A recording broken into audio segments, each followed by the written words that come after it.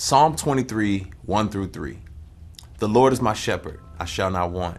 He makes me lie down in green pastures. He leads me beside still waters. He restores my soul. He leads me in paths of righteousness for his name's sake. Now, David is a shepherd boy, so of course he uses sheep. It's funny, he doesn't use dogs or pigs, and you got to wonder why. Well, the truth of the matter is sheep are a little bit dumber than dogs and pigs. And so we're kind of in trouble if he calls us sheep. Because for a sheep, improper management means destruction. I mean, sheep don't have it all together. They eat in the same spot over and over again until there's nothing there, until there's just dirt. They'll lay on a slope until they can't get up, and the shepherd has to constantly look after him. They're defenseless. I mean, dogs bite, cats scratch, even a skunk has an odor, but a sheep can't run or fight.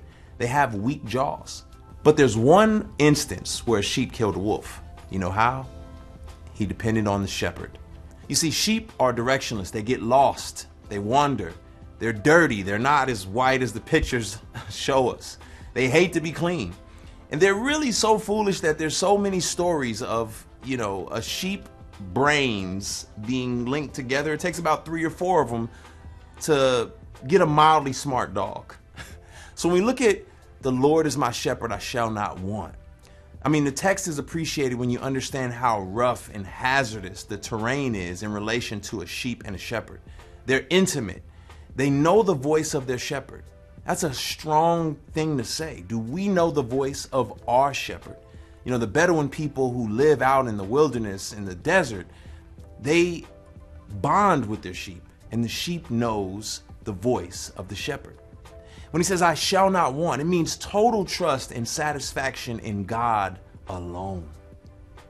In verse 2, you make me lie down in green pastures. You lead me beside calm waters. God is teaching us shalom, or peace. You see, the shepherd would take care of these sheep and keep them from actually drowning because they're not smart enough to drink from running water. He would dig a trench so that the sheep could drink from it. He allowed them to get drink and refreshment for the tough road ahead. And so trusting in God is also like drinking. We have to trust that God is going to provide us with the water we need. In verse 3, it says, He restores my soul and leads me in paths of righteousness for his name's sake. God provides us with peace and restoration for the battles that we're going to constantly ensue in life.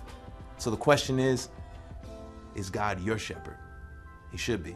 And if he is, you can trust he's a good shepherd.